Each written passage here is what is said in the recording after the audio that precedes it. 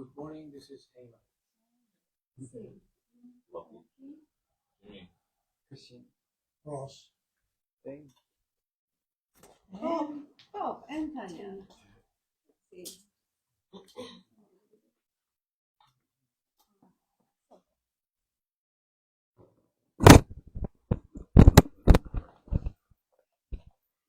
And as usually, welcome everyone, and starting from the invitation.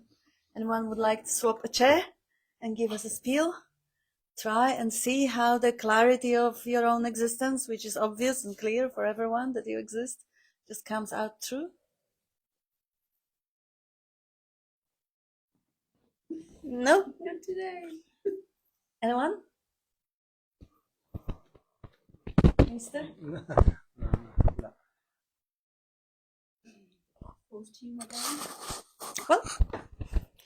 Well, nothing new under the sun. The same old, Bob would say.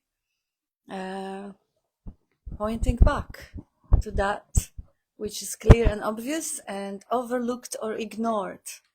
Ignored because the preoccupation is with the abstractions, with thoughts, with the entertainment system of that incredible machine that creates mental images and stories, that has the whole incredible capacity to improvise. The past, for example. Where is the past when I don't think about it? And we had a birthday party recently, and all the questions that were asked were about the past, the stories, the incredible stories of the past chapters of my life, chapters of being a sailor, being a navigator. Wow, what an exciting chapter. Oh, the chapter of the beautiful, beautiful decade of nearly a decade of life with Bob. How different, how incredible. Where is it now? It's a mental image, it's a story. No question has been asked about this moment right now. And this moment is as beautiful, if not more, because it is alive and because it is the only moment there ever is, the eternity of now. And only in this moment, if not for that, if not for the presence of awareness of pure existence, those mental images and stories of the past could not even be reviewed. They couldn't be experienced. They couldn't be obscuring, seemingly, because the existence cannot be obscured. Like no noise can really obscure the silence, which is the background for it. And no mental image, no story can ever obscure the fact of your own existence, because with or without it, you are. This is a base. Before the Abraham was, before the Bible, the Jesus, the gods, the whole pantheon of mythologies, there is an existence, there is a consciousness. Without the consciousness, nothing is. So it is really pointing back to the consciousness. It is not to say that the stories are not to be loved and appreciated, but when they are seen for what they are, rather than taken to be a reality. And yeah, we had a sample a few days ago of dealing with people who actually take their thoughts so seriously, making them to be reality, their belief to be reality, that they live in hell. Something happens, the interpretation of whatever happens is the reality. Somebody gave them a stinky look, they defiled them, they killed them, they killed their spirit, they traumatized them. That's the truth. That's not an interpretation. Well, really. The reality, what is the reality? The basic definition of reality is that which is the same, always, throughout, forever. Never changes, never fluctuates.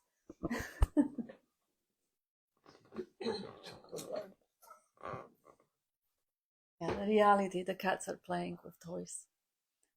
So that which never changes, what never changes? The content of awareness, the content of consciousness is changing all the time.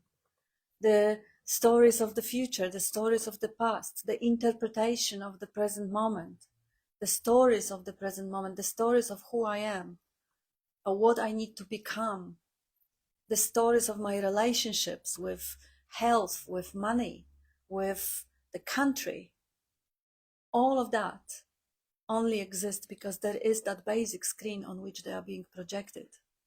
If not for the presence of consciousness, those stories, what are they? Where are they? They don't even exist.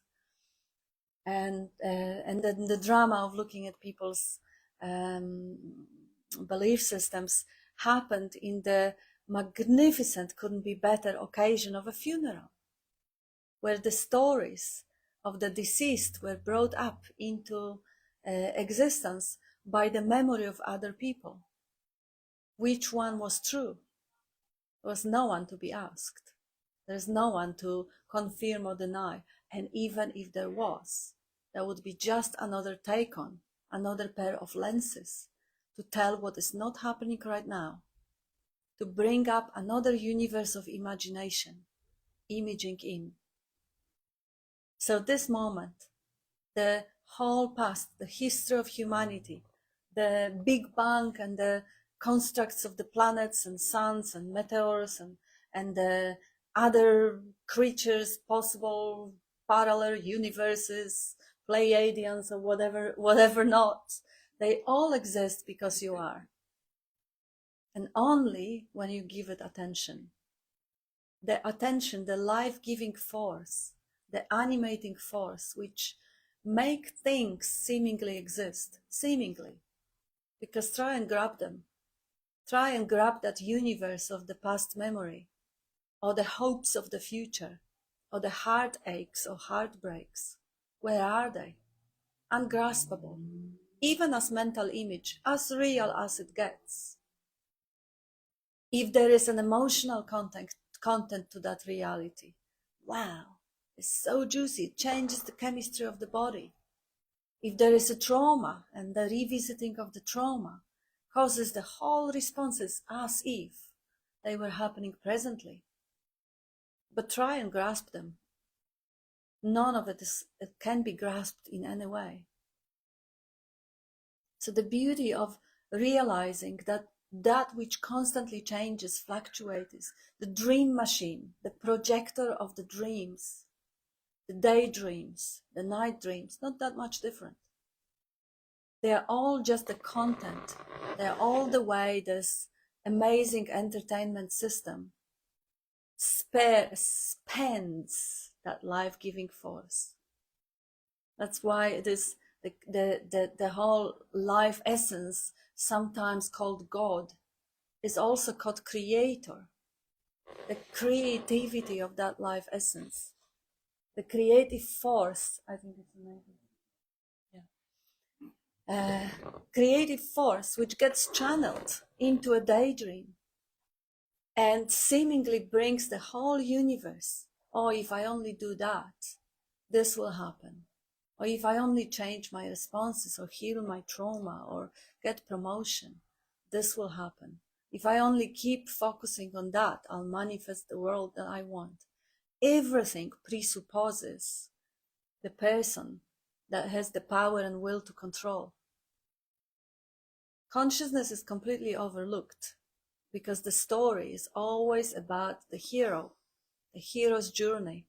Every story is about me and what is relevant to me. Even the story about the deceased, who is just a story, has always been the story, is in relation to me the family member, me the one who tells the story or heard the story, repeats the story. So that me is the main source of that incredible capacity to imagine, because there is always a vantage point, there's always a lens through which that whole multiverse of imaginary mental images of worlds, dreams comes into existence. There is a projector and it projects. It does it on autopilot. It does it because it is conditioned to do. Just like the heart is conditioned to pump the blood. Just like the skin is conditioned to, it's already programmed to expel the cells that are not functioning properly and to create the new ones. And just how the planets are already programmed to move around Everything runs on that autopilot. Storytelling capacity, narrating capacity is running just the same way. And the hallucinating capacity, which creates the illusion of me, of self, which is doing all that, is another brilliant autopilot function. Brilliant. Because it's so deceiving. Because it engages the whole emotional component with it. When the story is about me, it flares the survival mechanisms in the system. And it suddenly feels like, oh, I have to defend. Oh, I have to preserve the image. Oh, I have to change, alter, modify, fix. I have to straighten up the story. And this I that seemingly does it is just another function of the system that is running on autopilot. There is no I there. No matter how much you look, there is no one there doing any of it. There's no you either. There's a cheeky cat asking for attention. And he doesn't even have the illusion of self doing it, choosing. Because as far as we know, his biocomputer doesn't hallucinate that function.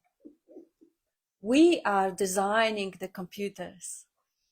Just like they say, the God creator has designed man in its own liking.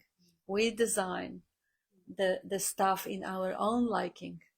We design the software, we design the AI, which says AI, which says I will do this for you. What else can I help you with?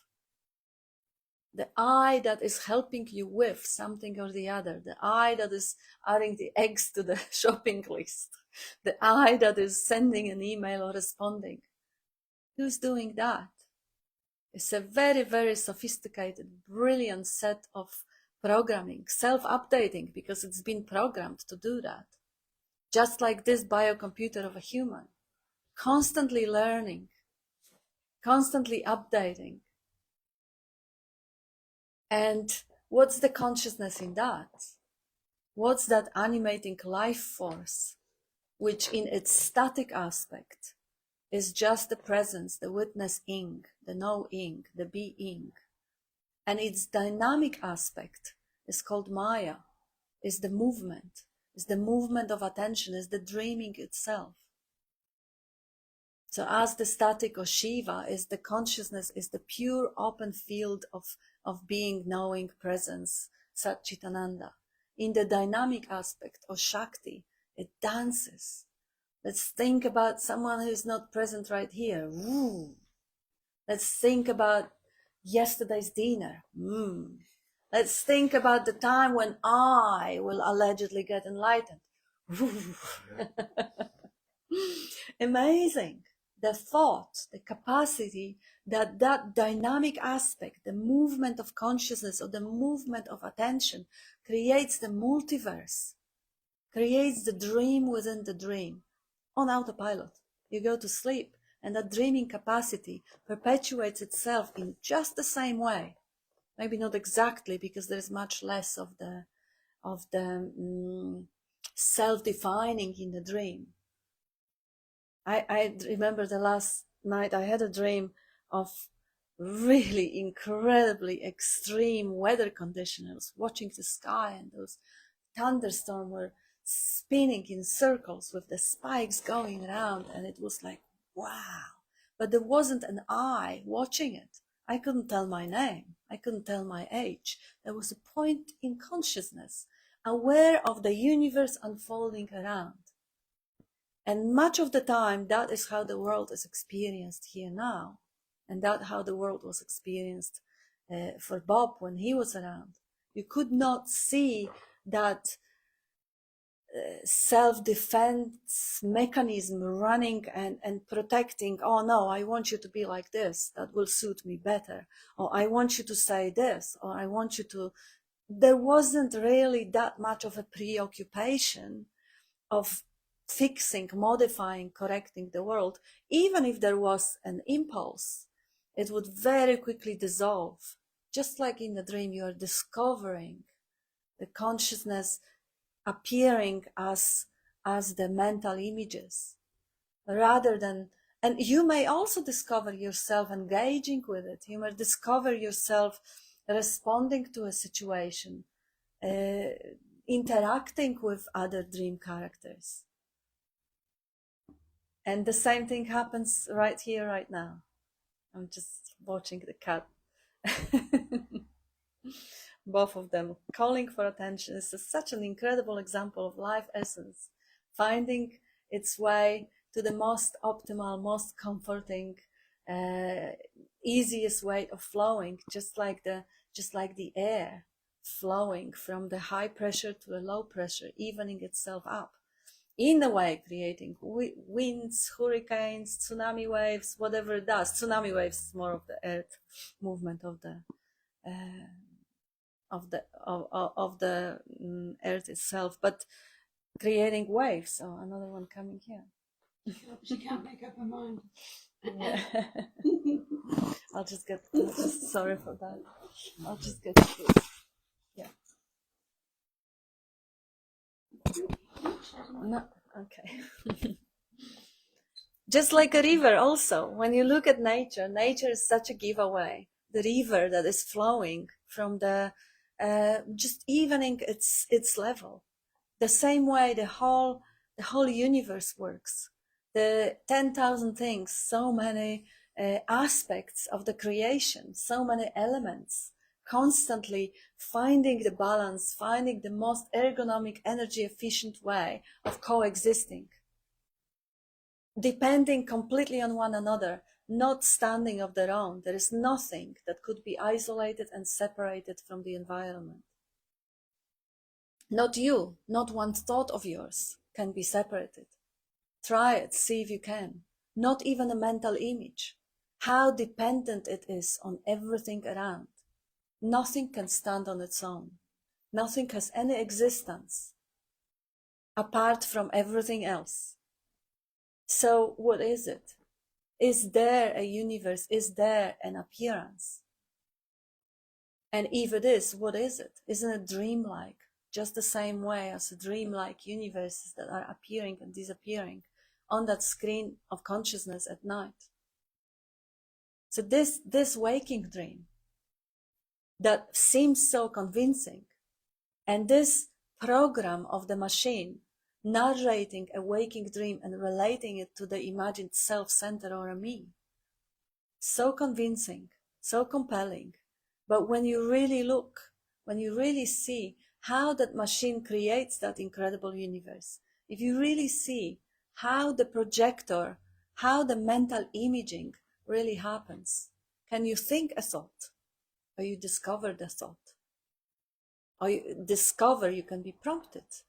We can all inspire each other to have a thought about a particular topic, non-duality, for example. What is it?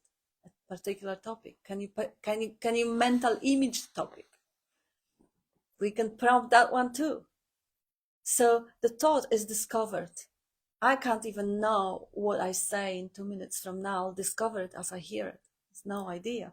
It's all running of its own, in interdependently co-arising, interdependently influencing everything. It's just like one whole space-like sort of a dreamy blanket just waving, just finding its optimal way of the frequencies waving. Just one essence, like Bob would say, experiencing, expressing, and appearing, seemingly appearing as everything. And the everything, what is it? Not a thing can be found apart from the totality. Not a thing can be defined out. People often define themselves, I'm the body, this is who I am. Or they define themselves as, I'm the point in perception that is definitely here and not out there. Well, really, how definitely? If the in here and out here appears on the same screen of the same consciousness, like everything is appearing in the same screen, on the same screen, in consciousness, try and separate or isolate the body from the appearance, from the consciousness that it appears on. Try to separate the mind, the thought, the universe, any element of perceived, experienced universe, separate from the knowing of it. It's impossible. So the knowing is first, the knowing is prior. And the knowing is always there, even if the content disappears, even if the content is changing. So what must you be? The being, knowing, loving to be, the awareness of existence. Yes, I understand it, but I don't feel it. I understand it intellectually, but I don't experience it. Oh, really? How do you know? How do you know how you should experience it? How do you know that this current experience is not it? Who told you so? This is it. This current experience, including maybe too tight of a brow, or maybe tight, whatever it is, or stomach ache, is it. This current experience of the thought constantly checking on my children, what they are doing, are they safe? This is it. This is the content of experiencing. Experiencing does not feel like anything.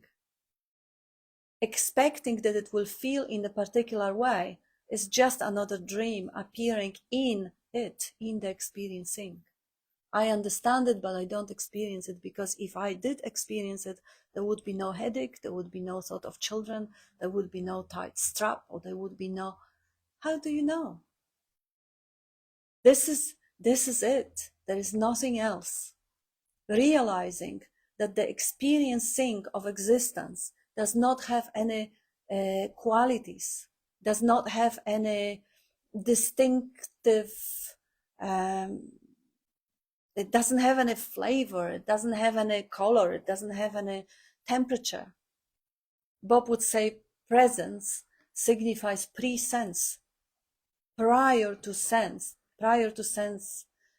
senses, awareness of existence. The senses, sensory experiences, are appearance on it. If there is appearance of tightness, or appearance of hunger, or appearance of warmth or cold, it is just a temporary phenomena in the phenomenal existence. And again, I really like the way of bringing up the pure potentiality as the space-like awareness, the space-like, it's not even space, because there is no such thing as space, but space-like potentiality for knowing, which, in a lack of a better way, needs a vehicle. It doesn't. It is perfectly no thing. It isn't even there. It is not there either. It's completely beyond the comprehension, beyond the way of pointing it. But if that creative potential, that Satchitananda, or that godliness, or that infinite urge to dance and experience and express and appear to itself, as itself, if that force, that movement towards loving to be, is to sample itself, touch itself, experience itself, it has to dream of separation. It has to dream of being the looker and being the looked, being a seer and being a seen, being a knower and being a known. Otherwise, there is no perception. So the dream is invented of the dream character watching its own reflection as the world. So the dream, just like at night, of being a point in consciousness, located somewhere, not the whole consciousness, but the point, looking around and experiencing the world. That's the grand illusion. That's the Maya. If you investigate it, you can't find the one that's looking. You can't find the point. You see that there's the consciousness as a totality. But in the immediate appearance, it feels like there is someone out looking from these eyes, someone there hearing the sounds, someone there speaking, someone there having dreams, aspirations, hopes, traumas. Wow. Wow. Try to find that once no one there. It's just dreaming, dreaming, dreaming. Just stories, just mental images, appearing in that eternity of this moment, in which that life essence can sample itself through that infinite source of creative means. It's like as if the God was a painter and every single moment was another painting. Why would he create so many paintings? Well, the creator is infinite creativity. The creative potential of that animating force called attention to go and give life, give existence to anything and everything it looks at, or it hears, or it sends in any other way. What an incredible dream. And that force, that power, is your essential nature. In a static aspect, it's just a pure presence. In the dynamic aspect, it's a movement towards creation, the creative force of that Maya, Nama Rupa, naming, labeling, acknowledging, isolating. Wow. And what's wrong with right now if I don't think about it? Where is the separation between Shiva and Shakti, between the space and the content, if I don't think about it? You see how the thinking creates the split. And Bob has the beautiful biblical stories of the eating symbolic split introduced by that function of the biocomputer, of the projector, eating of the tree of knowledge, of good and evil. This is good, this is evil, according to me, of course. Because something else is good for you and evil for you. Something else is good and evil in different culture, different religion. But there is a me now, and in my world, this is good and this is evil. Wow, the me comes into existence. The me is the judge. The me is the appearance. But if you look and try to find it, what is that? Where is that? Is there such thing? Or is just another software saying I? Another program to hallucinate the reference point that cannot be found, nowhere to be found. And if there is nowhere to be found, it's reasonable to assume it isn't there. And how much easier the life is then if the reference point is included in the field of knowing. If there is a curiosity of, what's my next thought going to be? What's my next move going to be? What's my next response is going to be? When is that particular body-mind machine going to get personal again? When is that particular body-mind machine going to feel offended maybe? Wonderful. Wow, I'm curious. There is absolutely no need for any of those patterns to be any different than they are. The universe, the God, the creator, has created that just exactly as it is, pure and perfect. There's no need for that particular appearance in the whole consciousness to suddenly behave like saint, to never get dysregulated or angry or upset. Why? What's the point? What does it matter? Or depressed or whatever. Or taken advantage of. It doesn't matter if that, amongst all others, is just another way the creative force of the universe experiences and expresses itself in the whole juicy diversity. That why would there be any expectation for any of it to be any different than it is? Well, habitual thought, of course. But even that thought does not have to change, does not have to drop away. It's just all included. The response of the body is included. The judgment over the response of the body is included. The expectation of a different response is also included. And now the whole show, the whole dance is run by itself, even if there is illusion of doership or a need for taking decision or choice, that's also included. Now, this way of experiencing, the experiencing itself, is so much lighter, because there is no energy of belief, does not substantiate anymore any sense of personhood, guilt, shame, remorse, all of that psychological suffering. Even if the shame arises, well, that's not personal, that's just what arises. Even if whatever arises doesn't matter, it's just it's a discovery. None of it is personal, none of it is done by anyone, because there is no one there. Can anyone manufacture a sense of inferiority? How would you do that? Oh, I would speak to myself in a rude voice, you're not good enough, you bastard, you're evil, you don't deserve to be around. How do you even speak to yourself like that? You don't know how to even manufacture an idea in your head.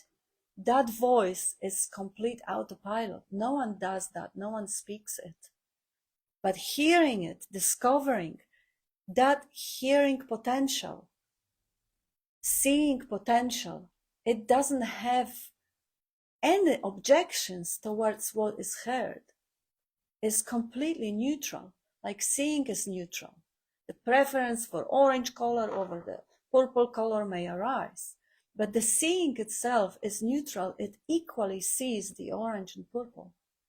It equally hears negative self-talk and the positive self-talk and the no self-talk. That capacity, the Sat Chit Ananda, being, knowing, loving to be, being experienced through this particular transformer, shows up as seeing, hearing, tasting, touching, smelling, and thinking. But this is the same capacity, just fine-tuned for those particular channels of experiencing. Being has no objections to whatever arises. Knowing, no objections. Seeing, no objections. Absolute singularity in the seeing, all of the content. And then the narrative comes with the fruit of the tree of the good and evil. This is good, this is bad, this is ugly, this is pretty, this is bad noise, and this is a good sound. Those things are also the content, and knowing of that content is completely neutral. That neutrality, that ease of being, that natural resting place of pure consciousness discovering all the expression of itself, delighting in the way the dream shows up, or just being completely uninvolved. Either way, love all of it or none of it, Nisargadatta would say. And that really means that if everything is loved, nothing is loved. If everything is not loved, then again, nothing is loved. If everything is approached in an equal, neutral way, there is no approach. The only love and hate and any approach can be known from its opposite. I cannot love anything at all if there is one thing excluded. I have to know how it is not to love to be able to love. The whole appearance, and that's why it is so beautifully juicy and intense, that the whole appearance is so colorful. Because if everything was orange or purple, there would be no color. You can only know orange because there is something that is not orange. You can only know purple for the same reason. You can only know noise because there is silence. And the one that knows is the pure knowing. Because of that vehicle, that brilliant costume, it gets translated into those incredible, diverse colors and sounds and experiences and yummy dream, including the judgment over the dream, interpretation of the dream. That's enough. I got nothing. I'll read in a minute. There's a few things you might want to read. Ah, all right. Okay.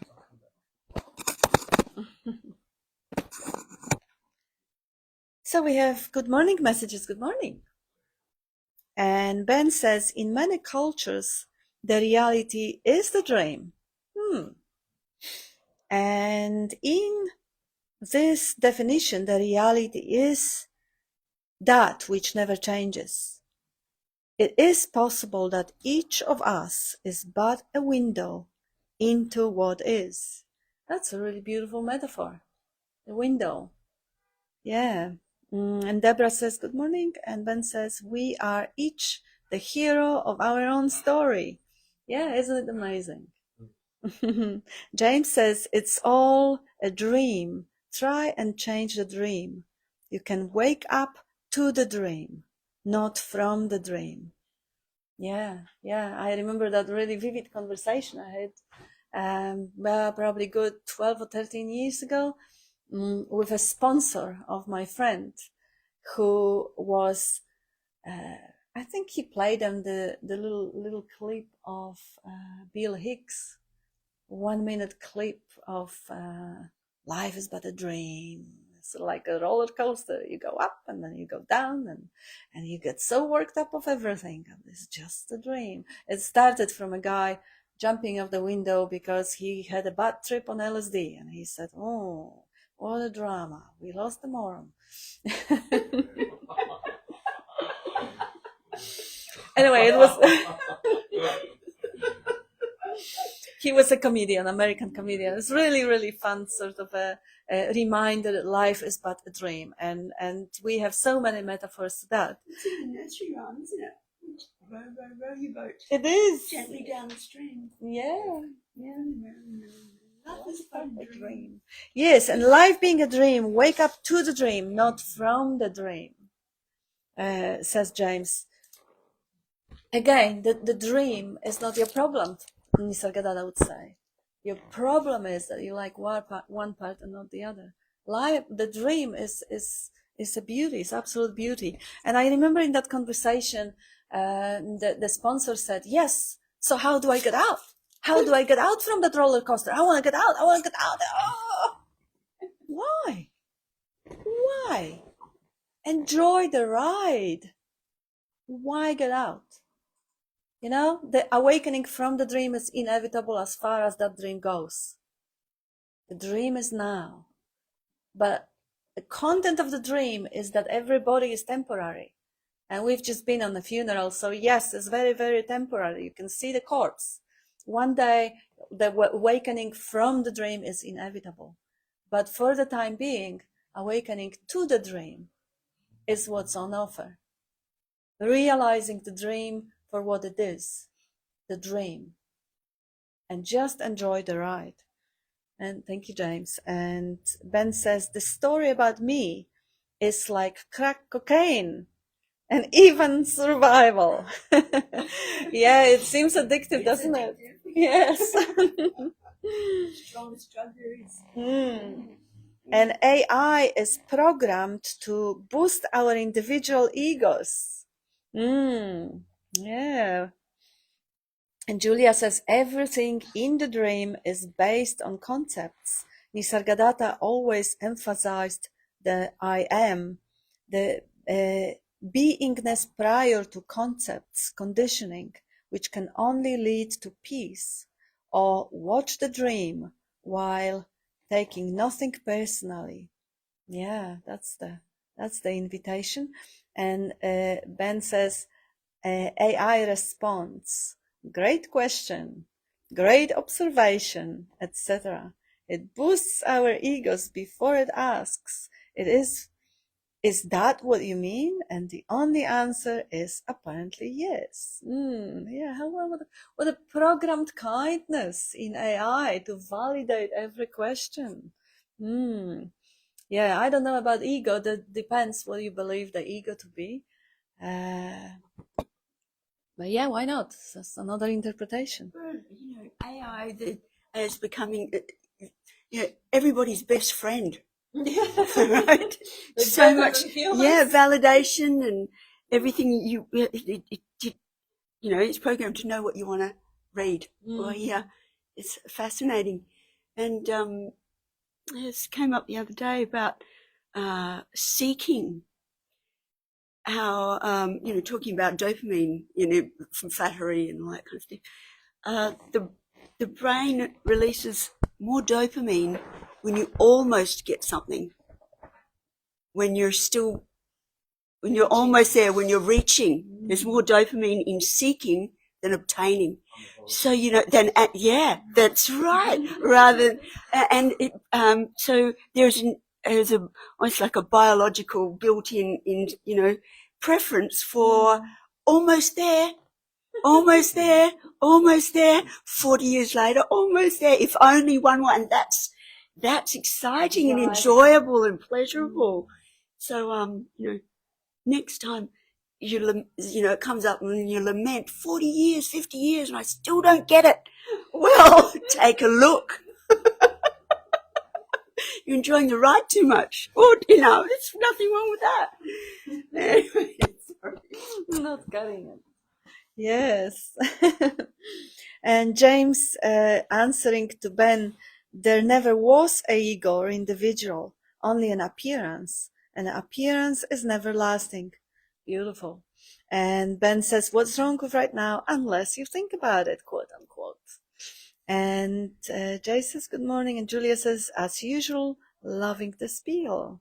Thank you, Julia. And James says, a quote from Nisargadatta Maharaj, to remain without thought is in the waking state, is the greatest worship. And what you are, no matter how much noise of thought is happening in the head, you are without the thought. Mind is always clear, luminous, and empty. The thought is just the ripple on the surface of the ocean. There is the thoughtlessness, so there is no requirement for the absence of thought. Just the realizing that prior to the presence or absence of thought is that eternity of existence, completely untouched and unaffected, just like the silence is unaffected by the noise. That which is affected by the noise is an appearance. But the stillness that you are is always thought-free. And a thought-free, meaning the thought is free from the thought, whether the thought comes and grabs some attention and takes it for a ride, or the thought doesn't come. It really makes no difference. The freedom is now, not when the thoughts will stop, not in the future when something gets achieved or retrained or refocused. It's now. It's to be recognized. It's already here. It's just to be recognized. And it isn't recognized by someone. Oh, when I will get realized, when I will recognize. There is no one to recognize that. That's the subtlety of it. It is already so. And there is no one to get into it, to grab it, to recognize it, to own it, to understand it. No. It is just, of course, like the presence of space, like the capacity for seeing. Is the capacity already there? Are you seeing right now, Bob would say? Yes, that's it. The seeing is already happening. Are you doing it? No. Is it a you? No. And yet the seeing is already present. The seeing is already effortlessly here. Without any action, without any understanding required, is discovered, is recognized. Yes, it is just the same. The being is just the same. Being is prior to seeing, because seeing is again when the being is transformed through that machinery which converts it into a different channel, seeing, hearing, tasting, touching, smelling. So that capacity for existence shows up as seeing, effortless, completely effortless, already here, without any doing, without anyone needing to control it. And even the way where the seeing becomes looking here, looking there, even that which feels like, oh, I can choose where I'm looking, that's an illusion. But you can't, because you first have to have incentive. The first has to be an invitation, a thought.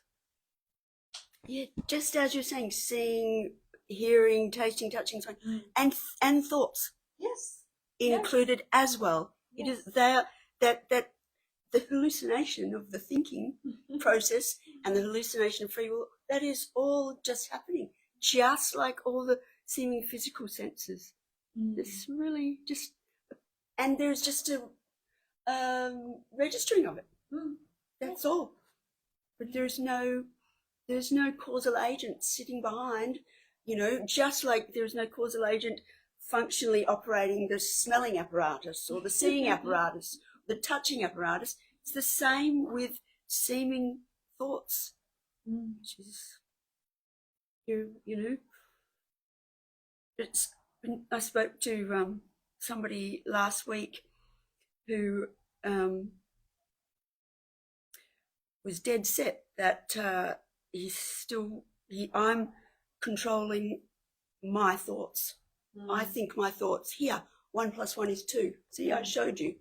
Okay, explain to me. How did you do it? How did you do it?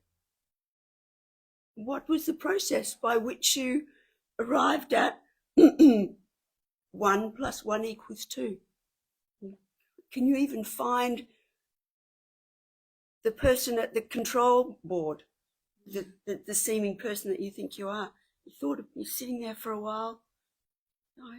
I don't know, but I don't know. I can't answer that question, but I don't have an understanding of how I think. But I know it must be true because we have, we have imaging studies, and neuroscience tells us it's so. And then we talked about how, even in the dream, there are studies which show that the brain becomes active electrically well before there's conscious recognition of the thought. Yes. And it's quite some time. I think it's like 6 seconds or something like that. So there's stuff firing, and then the narration comes over the top and gives it meaning. And you can actually see that for yourself, just going for a walk, just doing everyday activity. Doing a jigsaw puzzle is actually another really good way to just observe how, the hand reaches out, grabs a jigsaw piece, and then the thought comes over the top, oh, aren't I clever? I picked the right piece and put it in the right spot. And it's just a recognition, like walking down the street, there's an awareness of the temperature, of the wind blowing, of the birds chirping, but not, necessarily any narration about it. And then all of a sudden, a thought appears, a narration appears that seems to claim ownership of this awareness. That commentary, that narration, oh, there's a bird. I know what kind of bird that is. Therefore, I must be the one who saw the bird. No, it was already there. It's already recognizing. But it's just watch the mind to see how it functions. But that's not the same thing as analysing. That just become, increased awareness of how what's going on can create a real shift in terms of holding on to concepts and beliefs about me, the doer. But it takes some seeming persistence and earnestness and courage too, to really want to look and keep looking.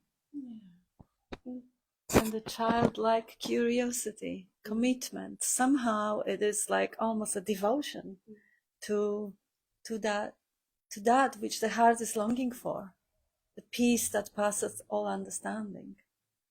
If there is a true affinity or that affectionate love for that being, then somehow it becomes more important than the yapping voice of what my auntie thinks of me or what my neighbor whatever. Being curious of just seeing how the world how the dreaming happens, how the universe comes into existence with the thought, rather than following the thought and being taken for a ride.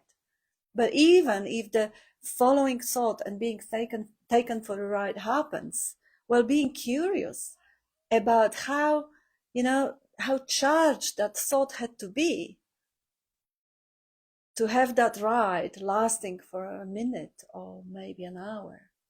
Wow. And it's just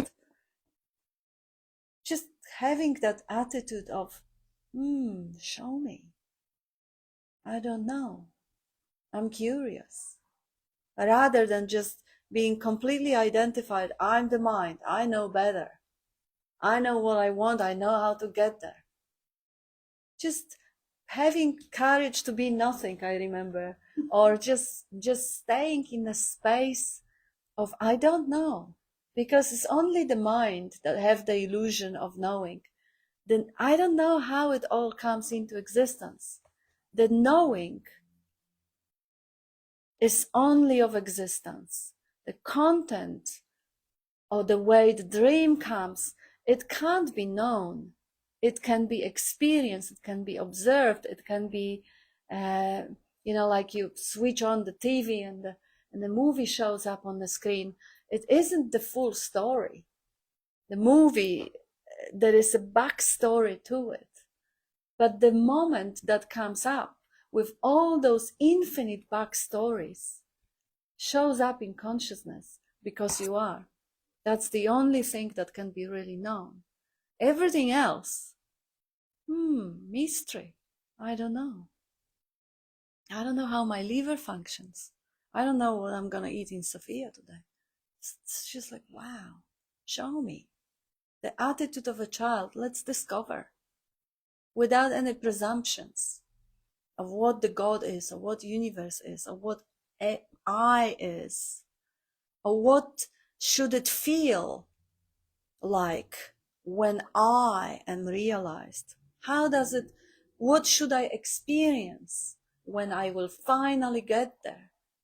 All this nonsense, that's full of assumptions. I think I have a couple of comments here. Ben says, sky-like awareness is where it's at. And he also says, Nisargadatta beckon us to fall into the source of I am. Yes, see you, Jimmy. There is no me in or I in that. It seems that the point was to dissolve the seer or knower. And Ben says also, I don't know is perhaps the highest sadhana.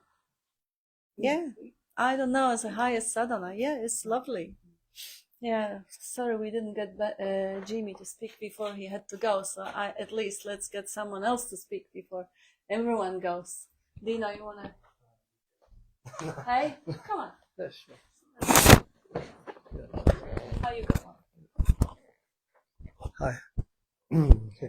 Well, as you talk about the dream and waking up to the dream, or there's no one waking up as such. There's no one to wake up or to become anything, because there is no one. Simple as that. And like this dream. So, attention is an amazing thing. You mentioned that earlier. You said, how did you describe it? You said like God's painting just gave a metaphor. God painting creating life. And I think if that was that, if we use that metaphor, like the paintbrush would be the attention, where the strokes went, what was painted, and like it's an amazing thing to when we say like watch the mind and see how it functions or it operates, like just watching attention itself and how it attends to a thought, or how it attends to a string of thoughts, how it attends to a sensation in the body, in the foot, in the arm, or a feeling, or an emotion, or an object, and it's so curious to how it functions, how it works, and all of a sudden it can sort of change, and then there's an expansiveness. So it's not really attending to anything specific, but rather to existence itself, rather than the content of existence, which is really not, that's not the case, because the existence itself is always there, but the attention is often fixated on, or habitually, that's not even true either, moving, seems to be moving, but nothing's moving. Like everything's like existence and now, and the immediacy is all there is. It's always spontaneous, and yet this attention seems to be painting a story, painting time, painting distance, painting once upon a time and happily ever after stories, by focusing on these little vibrations of energy, of nothing, of dreamlike little clouds popping up and saying this and that and the other, and are they saying anything? They're vibrations. They're, and what is it like? What is a thought like? Is it a word? Is it a word's a sound? These are words. These are sounds. But like, the word is not the thing. Like the word, Bob used to always say, the word water is, you can't quench your thirst. You can't wash with it. You can't drink it. You can't swim in it. Yesterday, there was a word used, and isn't it amazing? Like just language itself, that none of it is the actuality. None of it can describe or explain really what the isness of the isness, the awareness or the nowness or what's actually going on.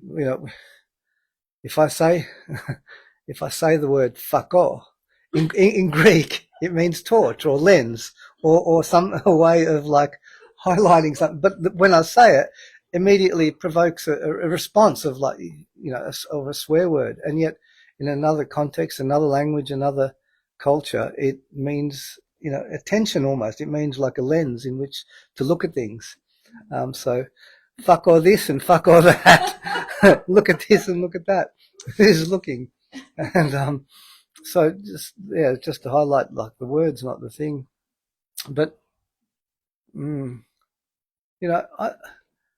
how's everyone like going with this? Like, because seems to be like words of describing it can just flow out, and I can describe things and can comment on everything that's been said and explained and pointed to and described and shown, and but I was always curious how other people see it and other people express it, or other people have problems with it or stuckness, or I remember sitting here and being a dean, being a character, and getting glimpses and getting these little insights, and then all of a sudden, oh yeah, I am one. Oh, now I'm not one. Oh yes, I see it now. Like, yes, I'm actually not doing it. Oh, but now it feels like I'm doing it.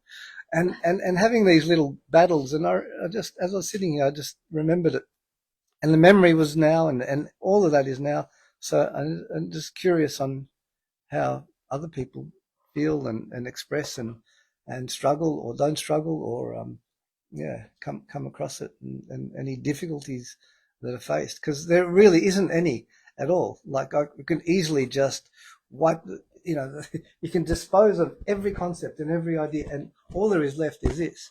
But these things seems to be the habitual pattern of belief in a me, seems to come up and create this, and with the me comes the stories of the me, how the me does and doesn't and is and isn't and could be and shouldn't be, and time and space and all of that kind of jazz.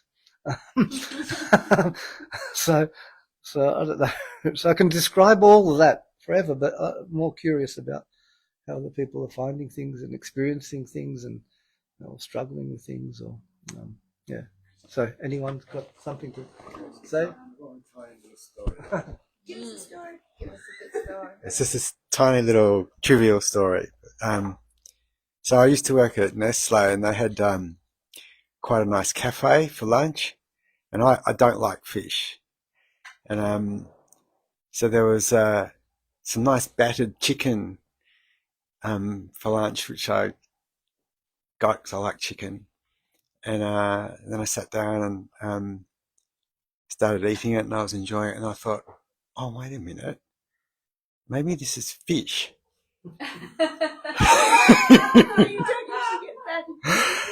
and then I thought, I was trying to tell the difference, like, is it chicken or is it fish? Because I was trying to work out whether I was enjoying it or not enjoying it. So there you go. And I still don't know. So my memory I'm not sure if it's a good memory or a bad memory. Wow, brilliant. Yeah. Go on, Ross. Go on. I was a hypnotherapist for many years, and part of that, I could easily convince you could say, to bite into an onion and taste an apple, or bite into an apple and taste an onion, and it was really quite like just the power of suggestion was. But I found that everything was so incredibly malleable. Everything's so malleable that out of all of these things that we could do in clinical practice and in play and all of this, and perception and the deception of perception, and I found that the most malleable, the most gullible was every idea of me. Was ludicrous. So you could put all these different coloured drinks, and this one's green, and this one's Coca-Cola, and they could be the opposite flavour. And I would taste whatever I was told I was drinking. And still to this day, if you gave me chicken you gave me chicken, told me it was fish, all I would taste is fish. It makes no, so. But the point isn't the experience. The point is the malleability and the dreamlike nature, like the way perception works and the way the mind works and the way that ideas work. They're so whimsical, they're changeable, they're influential, that the whole universe has conspired to make something appear in a certain way at a certain moment. And then in the next moment, it's something completely different again. Or very consistent. Completely consistent. It's like, oh no, I'm the kind of person who always knows what this is and that is, and the dream appears, like the nature of it appears to reinforce it. Oh, it's solid, it's real, and I am this kind of person because I only like this kind of ice cream. Look, and every time I have that, it makes me sick, or whatever it is, or this, I don't like these kind of people. Or I don't like crowds, and you're so convinced, and it seems like we could talk about it psychologically and mention that, well, we're wired this way and we are conditioning, but there will always, life, it's so incredible that something will come along and actually destroy that whole notion in like that. Or it may not, which is even more incredible, because you cannot pick. There is no one here to pick to say how it actually works, like the very, very intricacies, but they can be described and enjoyed and shared and talked and explained. And but there is no knowledge. Actually, no one can ever know any of it as such. There's no knowing of it. The only knowing is the knowing of the thisness, of the nowness, of the aliveness of life itself, rather than any of the storyline, any of the content or description or describing content. So it's quite incredible. So with that, there is a complete, you're walking constantly into the unknown. Everything is completely fresh and new. This is the fresh newness of it all. There's a real unknowing of what's going to happen next. The next word, the next thought. Ross might turn around and thump me and say, shut it. Yeah, you just don't know how it's actually going.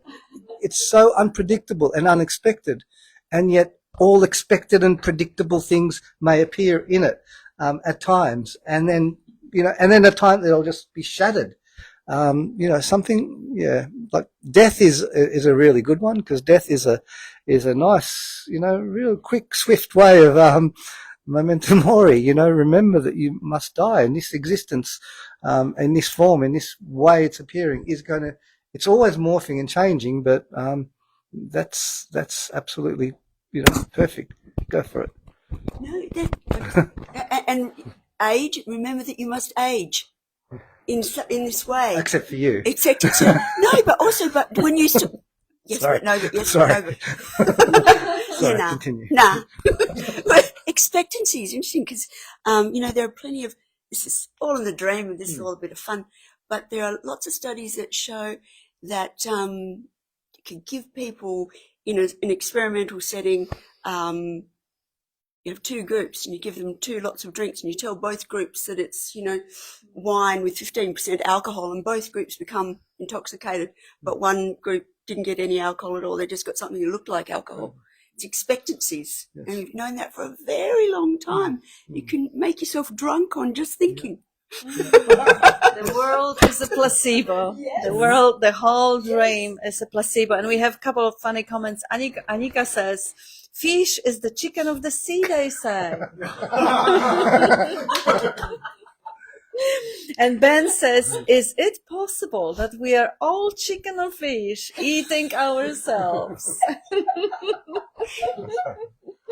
And Julia says, opinions are also fleeting concepts. This helps me not take my opinions to heart, or that of others' opinions, good or bad, can change in a moment.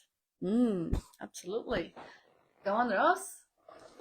Yeah, Dean just jogged my memory about how in this unknown that we're navigating through, there's certain links that need to be there for the story to continue in the right way. And if you suddenly find that you can't find that next link, like, what am I doing next? You're in an unknown land. All you can do is just wait until something comes in, something comes to mind. That's right. I was doing that. You find the next step and then there's some sort of relief. Because if you don't find that next step, you're lost. It's like being lost.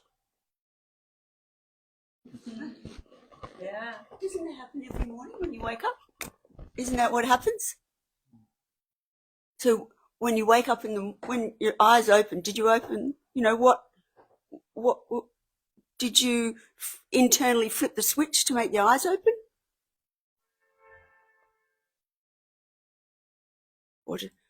Big question. And the whole day then seemingly proceeds on that basis, and that there's an illusion that I need to know what's going on, and I'm planning the next step, and I'm planning to sit up in bed, twist to the right, put my legs on the floor, feel the cold on the tiles, get up, walk to the bathroom. It's never a plan to do any of that. It's just happening. You sort of do the hokey pokey and around. That's what it's all about. Found teaching. Yeah, it's sort of like just suchness, isn't it? It's just suchness, and somehow navigate around in it. Sort of. I'm going to just read that comment from James. Says, Dean, you thought you were a mortal hypnotist. And any of you guys here on this side of the room? Yay.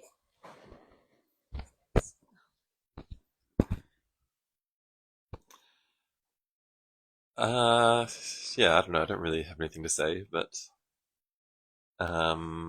one of the things that you're talking about, Kat, that kind of landed was when you were talking about, I understand theoretically, like I understand that theoretically, because that's often what I've said. I'm like, yeah, I understand the thoughts, but I'm not living it, or it's not a constant experience. And it's funny because that thought that in itself is just a thought. And it's like, it's almost a trick of the mind to keep itself, like the main focus of attention is, yes, we get that theoretically, but you're not actually like, blah, blah, blah, blah. And then it's just, you see that and it's like, oh, I forgot, like I mistook myself for that again. And it's such a funny contrast when you're in these kind of like down these like little thought trains, and then it's like, oh, whoops, like I forgot, thought that was me. And you see it just for thoughts that are flowing on, and the quality of it being good or bad. Because normally in my experience, the times I find it easiest to disengage is when it's just slightly uncomfortable thoughts or slightly like negative thoughts or something like that. And there's like, oh, whoops, like, and you see that thought, and even the concept of it being a bad thought or a good thought doesn't exist anymore. It's just this pattern of energy, like this frequency of energy that has a quality that you can't say is good or bad. It's just the perception of good or bad is only when you're attached to it or when you're completely identified with it, and then there's a discomfort that comes in. But that actually has nothing to do with what you are. And the contrast is so interesting in that moment because it can be quite stark. And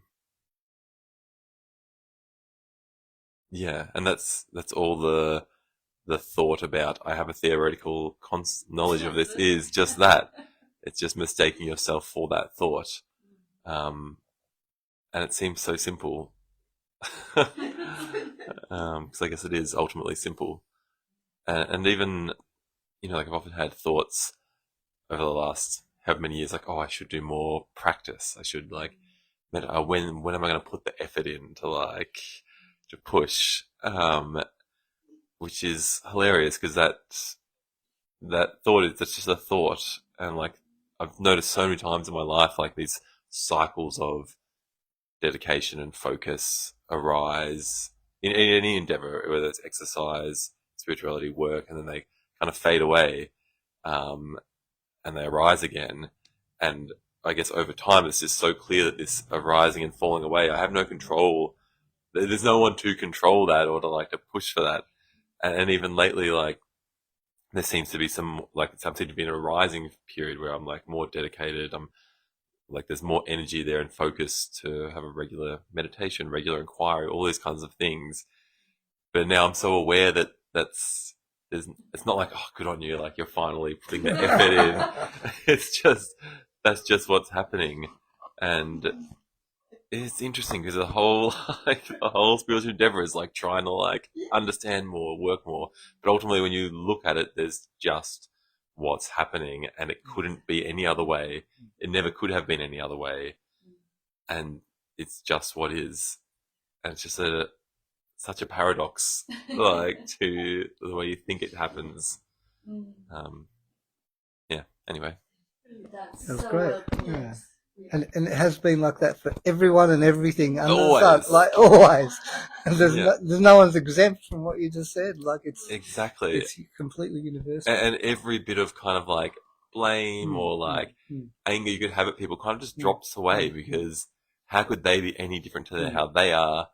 And like, I remember in my early 20s when probably a classic path when I first started getting interested in like self-development, I was like blaming my parents. Oh, why did my parents have to give me this conditioning? And I'm like, what a ridiculous thing to think. It's like everyone is just playing out the inevitable conditioning that they experienced. And like, how could it be any other way? And even the judgment that they're like, these people are doing bad things is false. That's just like what is. The interesting thing that's noticed every now and then is the mind just goes into a quiet state. It gets quieter and quieter, and then it's like a meditation that becomes non-meditation. And the identity of a character in the dream gets less and less, and then to the point of disappearing. And then it's just there's no cares and there's no worries, and there's an identity that just dissolves. It's just one. It's all just part of the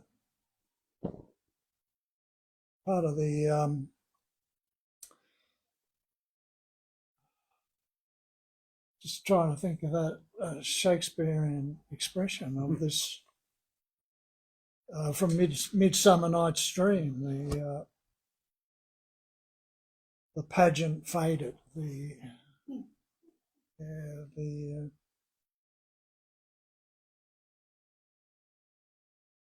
are such stuff as dreams are made of.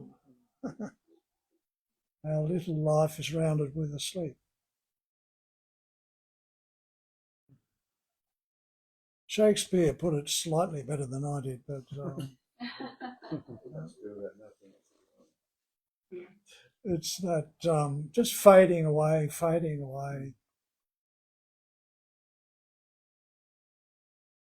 Yeah, to the point that there's no two left. There's no two, it's just one. But it appears to be a multiplicity, but it's just one. Yeah. Not a duality.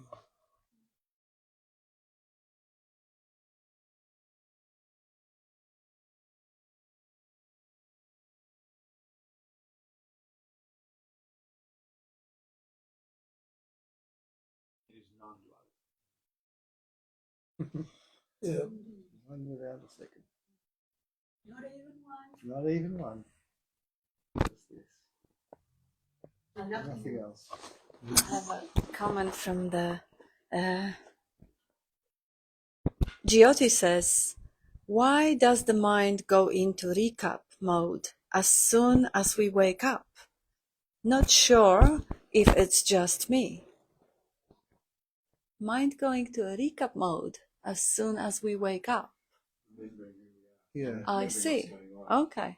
Yeah. Yes, it's a download of the, it's like Bob was saying that every dream, if it picked out from when it was left before, would create the illusion of seeming continuity. And this is the nature of this dream, because this projector is designed in that way to create the really, really persistent, compelling illusion. And why not? Why not? Isn't it amazing? Do you want to? Well, if this appearance is a dream or is a projector, like on the screen, like a movie. If it's a movie, then you could break up the little snippets that make up a movie. What's it called? The reel, in which the movie sort of the frames, and each. So you'd wake up in the morning, and all of a sudden, because I had these experiences quite often, and they're just little descriptions of things. There's no truth or knowing anything better or worse than anything else. It's just a description. So, but this is quite a thing that you wake up and then there's nothing, and then there's a sense of there's a slight aliveness in the face, for example. So there's like a little frame of like a face, and then there's a face. There's a sense of an arm. So the next frame is a sense of a face and an arm. And the next frame is a face of an arm and a leg. And these are just like, imagine less than milliseconds. They're a continuous thing. They seem continuous, and this is like the building of the picture, of the image of this dream, in one sense. So then there's a sense of there's a leg, there's two legs, there's an arm. It's on a bed, And then, oh yeah, and then the next one is that there's a bed in a room. Either the room is in the house, and then there's a house is in a place where there's an outdoor and an indoor, and there's space. And then, oh yeah, and there's a me. There's a guy called Dean who's actually got the head and the arm and the leg in the bed, in the house, in the room with the window outside, in a suburb. And that's suburbs in a state, and that Dean who's got a house in a bed with a window and the suburb has a kind of personality. He's a man, or he's not a man, or he's this, or and it just every frame builds, but it happens like that. So each frame just seems to build, and all of a sudden, he's a good guy, he's a bad guy, he's had a shit life, he's had a great life, he's got to go to work, he's got to pick up the kids, he's had a problem, he's got to pay taxes. Everything starts to combine, and then whoa. Oh, this is me. This is who I am. It's just me. This is just me. This is my life. This is my story. This is who I am. This is how I live. And there's a world out there, and they're all, there's some bloody fuckwits out there, and there's some good people, and I just want to hang around with the good ones. And, and it just goes on and on. It builds and builds and builds. And then we're going to somehow unravel all this, undo all this, resolve it, cleanse, heal, resolve. It's not possible because it's just a projected bang. It's now. This is now, and now is built with this projection. And the projection, if it's broken down, is just these little fragments, and you are not the fragments or the projection of all this whole story.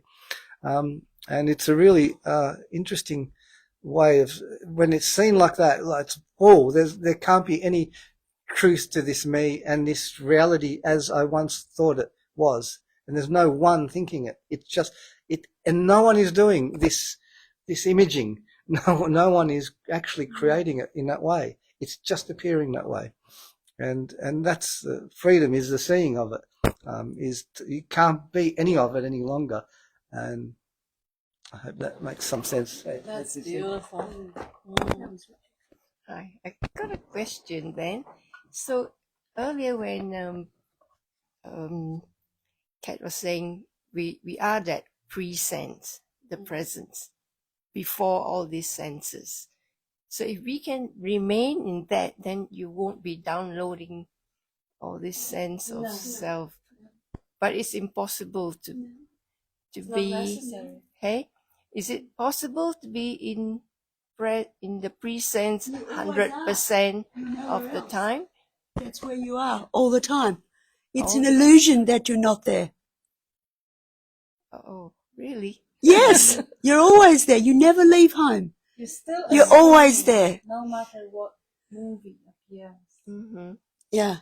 There's no need to get rid of the dream in any way. The only thing is seeing it for what it is and knowing that there's nowhere to go.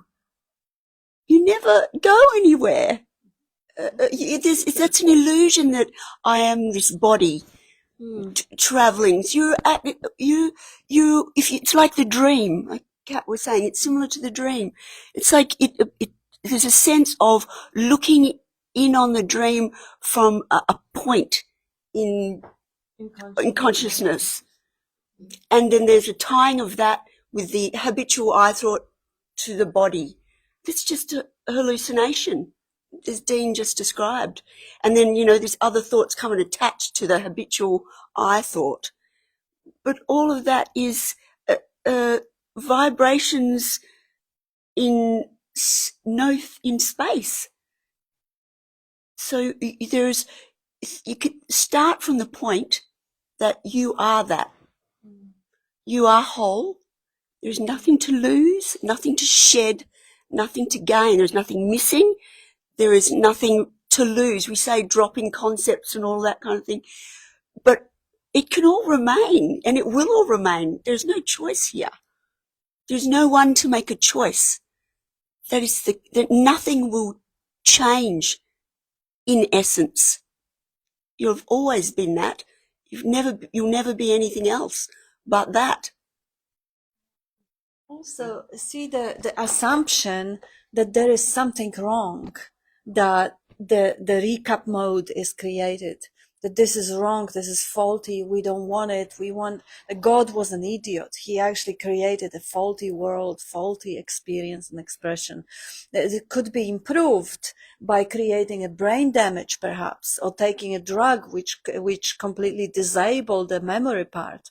That's not true. If you see it, if you see the brilliance of it, that there is nothing wrong, that the fact that, like he was beautifully expressing the whole construct coming online, like the switch goes on, the light and the recognition of, oh yeah, there is a body, there's a house. The whole download happens from the cloud of the existent memory. It isn't a bad thing. It's actually pretty brilliant, because that is another phase of loving to be. This particular vehicle experiences and expresses itself and has this particular faculties. The cats, you see the cat next to you, it also have limited memory. It wakes up and everything is familiar. It uses the smell more than it uses the visual, but it also finds the familiarity and it brings the sense of safety. So the survival instinct doesn't have to flare up, panic and protect itself.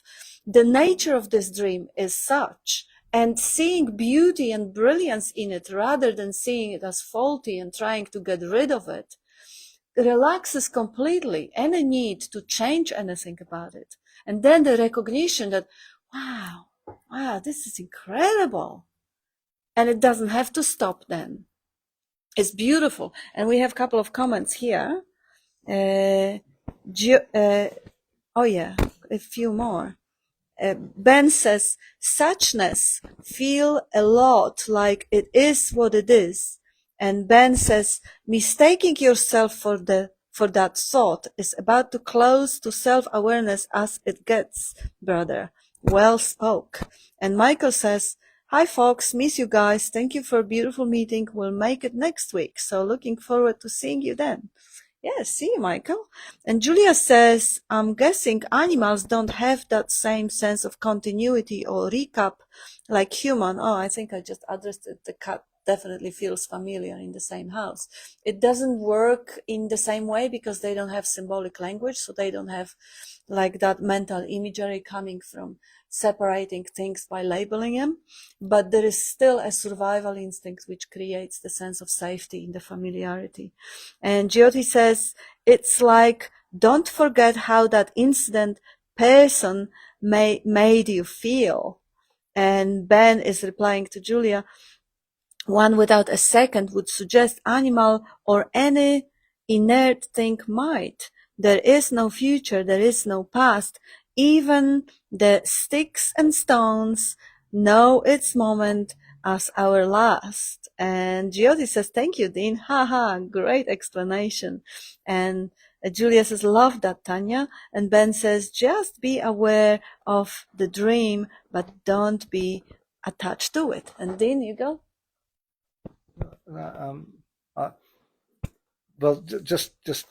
Tanya said to see him, she said, just remember to start with the fact that you are that. And as she said that, and this is a common, like there was a flinch. I noticed you flinched. It's all recorded now. It's all this is a serious matter, and it just reminded me of like you can say that, and then there can be a thought saying, well, I don't feel like I'm that, or I may not know that, or how do I know that, or I'm not really sure. And all of that is just another thought on top of the whole show, just an obscuration, like every other thought, telling you, it's like the details of the thought telling us it's this or that or the other, or described, but it's not. It's none of that. So that's all. I just wanted to share that little bit. So I'm watching you closely. That's beautiful. And we have James says, who was born? Only memory. You are not memory. Yeah. But really, just seeing the the faculty, the way the dream comes into existence as something utterly incredible and amazing and mind-blowing, rather than something faulty, something that needs to be escaped from or fixed, altered, modified, corrected, not good as it is. How about we stay in pre-sensory? No, absolutely no need for it. It's a celebration of that incredible capacity of creating, experiencing, and expressing and appearing as everything. Just without ever losing a touch, because you can't not be present. You cannot be conscious. So the content that appears is an expression, is that Shakti that comes, or Maya, that comes from the stillness, to be, just for a moment, just a momentary appearance. And it's quite stunning. And it can't touch what you are. That's that. Thank you all. Thank you. Thank you. Thank you, everyone. Thanks, everyone online.